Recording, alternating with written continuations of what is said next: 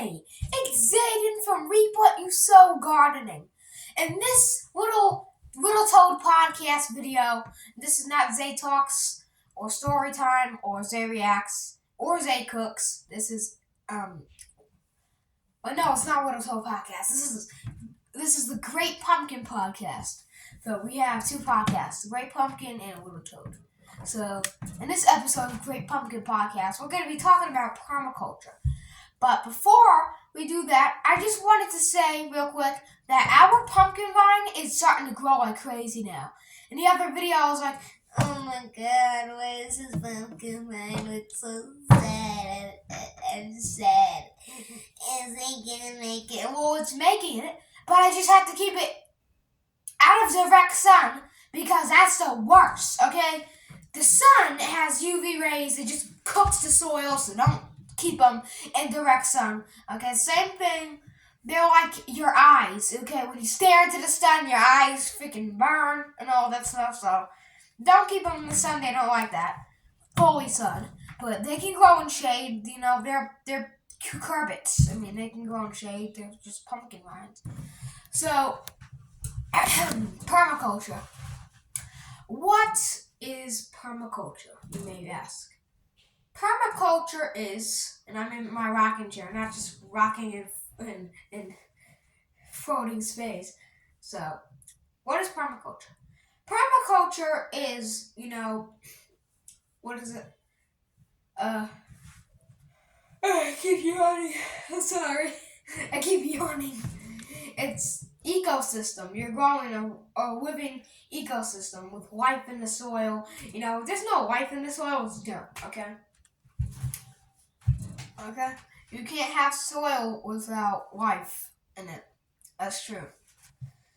So, what we're doing is, I showed in a video I made with the clover. It's called Don't Mow Your Lawn and This Happens or something like that. But you basically just leave one side of your lawn untouched. And I would let it for July or August just to mow it, get all the fertilizer, because we have clover. Now, I'll let it, I'm not messy or anything, I'm not lazy, nothing like that. I'm just going to let it experiment till July or August, because June 29th this year is a 1-year anniversary for Reap What You Sow Gardening. Reap What You Sow Gardening. And I have my toad Gucci, and where's Toby? So let me show you them. So if I don't hit the phone with this, we grab Gucci. Hey Gooch. Hey Big G. Big G. This is Gucci. And Toby's in the cave.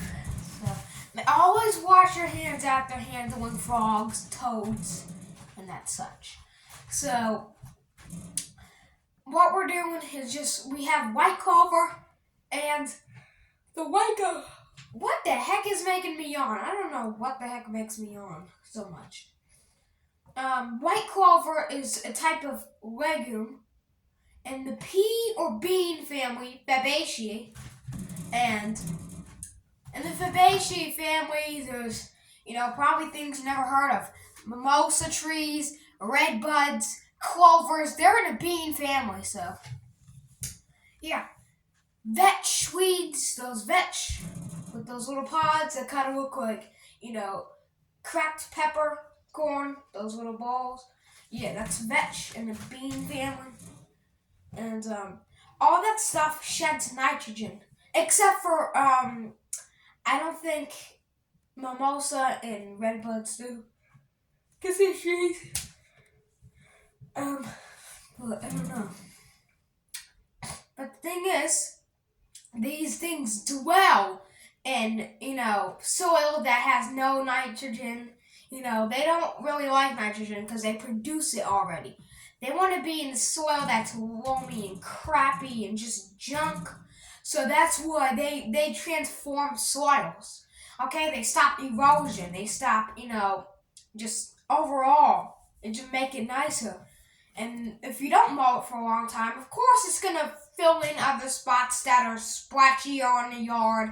It's gonna make it look pretty nice, like it did in my front yard. But I do mow my front yard a lot. I don't really my back, but I love to mow my back. But it's just, I think the same size as my front yard.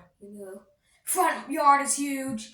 Backyard is like 5 feet huger. So, neighbor has a whole, woods to herself.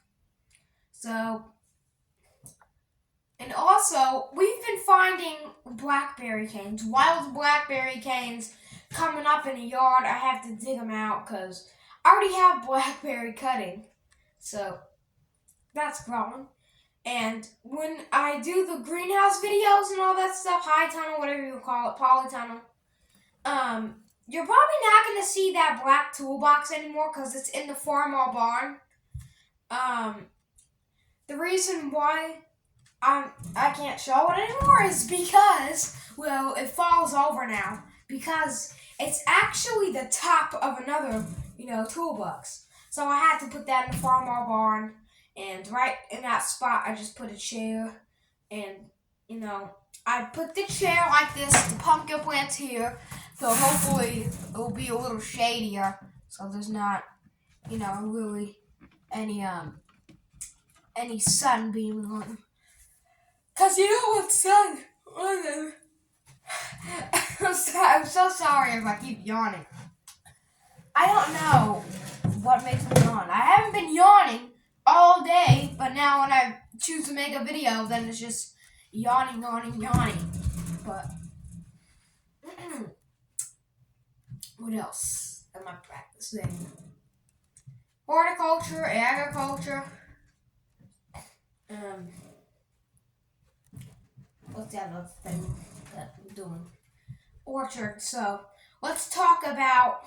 So this video is about new things that are happening and coming to reap what you sow gardening. So our food plot, we have a greenhouse, a garden, an herb garden, which is my mom's, a little flower part of the garden for flowers, that clover flat I just talked about, the clover flats, over there at Persimmon Grove. Now, if it sounds a little similar, if you're a Deep South Homestead viewer, and they have Pecan Grove. They have their own pecans. I don't even like pecans. But we have here Persimmon Grove. Now, persimmons are like everywhere. I saw them. I never ever saw them at a nursery. No pecan or something like that. But persimmons are fine. For you persimmons, I never ate persimmon. I think I did once, and it was like tasted like a candy, tasted like an orange candy, like a, I don't know. I just remember tasting kind of like sherbet, not sorbet, sherbet. So I like sherbet. I never tried sorbet, but I'll probably try sorbet. It looks nice, especially without that cream and all that stuff. Just get, I don't like the lemon Italian ice, but let's just go back on subject real quick. So Persimmon Grove, let's talk about the fruit trees we have. Blueberries, we have a vine, which is a wild blackberry. People hate that thing. We have a plum tree, which is an oxheart plum tree. Persimmon trees at Persimmon Grove, and fig tree at Persimmon Grove. So, what else do we have? So we have a black cherry in the front. That's not edible. Okay. Some people do say, oh, what's this delicious? You can forage these elderberries. You ain't looking at elderberries, my dad. You want to eat some elderberry?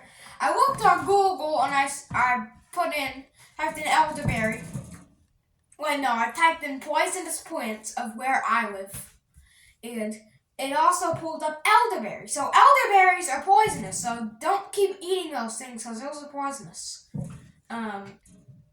And they just look menacing as soon as you look at the plant. I thought it was something like it was about to boot me into 2 years later. So our garden, let's talk about the gardens. So what we're working on is putting more raised beds, more plants and crops. We're working on more seedlings. We're putting more seeds in the greenhouse. We're sowing more stuff, planting more stuff, buying more stuff. And at Persimmon Grove, my grandparents have a burn pile. You take wood, light it on fire, put some little bit of water fuel on it. That's what they used to do. And burn it to smithereens and get all the rows, cuttings and dead leaves and stuff, chuck it in there, and let that compost down for a couple months. Next thing you know, there's a pumpkin vine growing in there. And then I got the pumpkin. But that was 1 year ago. And that stuff, that compost, that's biochar, compost, and wood ash, all in one. And a little bit of charcoal or embers, that's perfect for plants, but not perfect for blueberries, azaleas, and what's the other thing I meant to say? Potatoes. So they don't like it. I don't know why, but the blueberries are loving the compost. I'm giving them our compost. So we're working on the watering. We already got the watering and the irrigation set up. But I still have to fix the irrigations. You see, we put these things from wooden pallets, these plastic V-shaped little things, and we dug a big trench underneath our plum tree. It was in a pot, okay? Don't dig underneath an actual tree in the ground, or else you're gonna kill it, okay? That's just common sense. You're just gonna kill it. But it's in a big pot. So what happens is when it floods, which it usually does here, our pond gets filled up. It's a micro pond, but the water just gets pumped in. It gets sucked in by gravity. And the pot also has a bunch of holes drilled in, so it will just flow out. But even when it's raining, I still want irrigation because, just to compensate for the lack of water and what we had for a couple days, which is not really good because the whole pumpkin vine situation, I don't really like that. Now, often, I gotta check out my window to see if it's sunny. If it's really sunny, then that means pumpkin shade now, okay? Not in the greenhouse.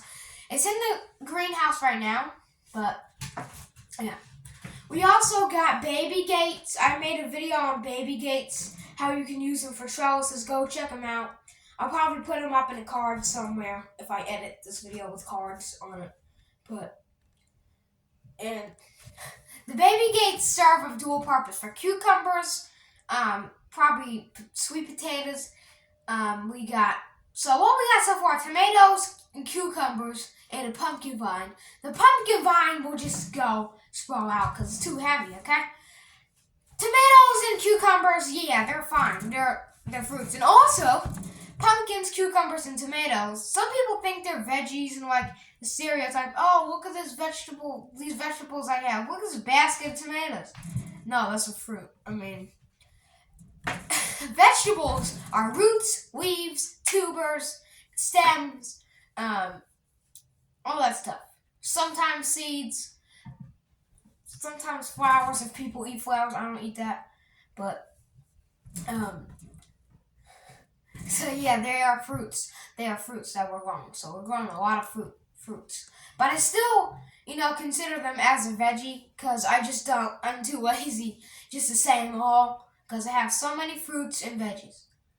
So I hope you enjoyed this video. If you did, give it a thumbs up. Share this around. Make sure you subscribe to Reap What You Sow Gardening. That helps me heaps. Thanks for watching. I'll see you next time.